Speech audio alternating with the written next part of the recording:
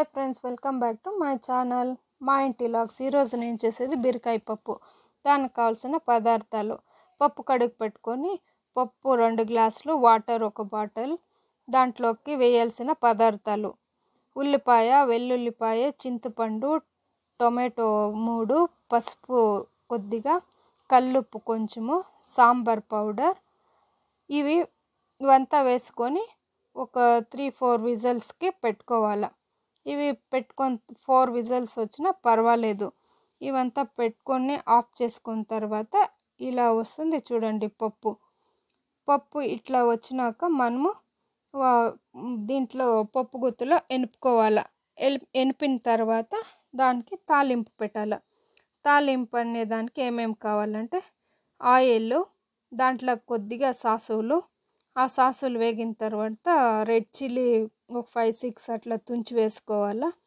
తుంచి వేసుకొని అది బ్రౌనిష్ కలర్ వచ్చిన తర్వాత మనము దాంట్లోకి ఒక ఉల్లిపాయ తిరుగుబాతుకు వేసుకోవాలి. ఆ తర్వాత కొత్తిమీర, కరివేపాకు ఇవంతా కూడా పోకులోకి వేసుకోవాలి. వేసిన తర్వాత ఇది చల్లారింటుంది కదా మిశ్రమము, 3 విజిల్స్ లేకపోతే 4 విజిల్స్కి వచ్చి చల్లారింటుంది. అది మనము ఆఫ్ చేసుకున్న తర్వాత ఇలా వస్తుంది.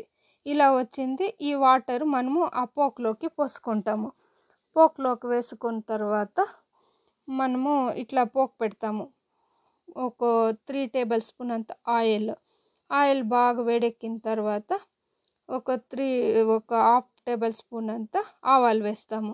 ఆవాలు బాగా వేగి చిటపటలాడిన తర్వాత ఒక ఉల్లిపాయ తిరుగుబాతులకు వేస్తాము. కరివేపాకు, ఉల్లిపాయ వేసి బ్రౌనిష్ కలర్గా వచ్చేలా వేయించుకుంటాము.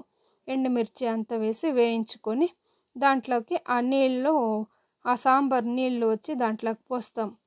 పోసిన తర్వాత దాంట్లోకి రెడ్ చిల్లీ పౌడర్ వేసుకుంటాము.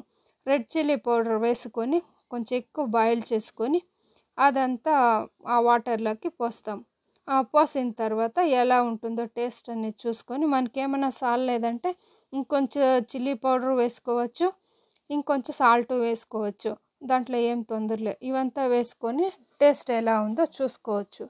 చూసి అంతా ఇది ముద్దులోకైనా బాగుంటుంది, రైస్లోకైనా బాగుంటుంది, చపాతీలోకైనా బాగుంటుంది.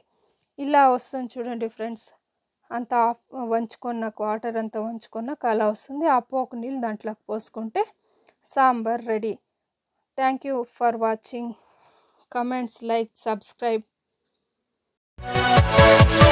Yeah.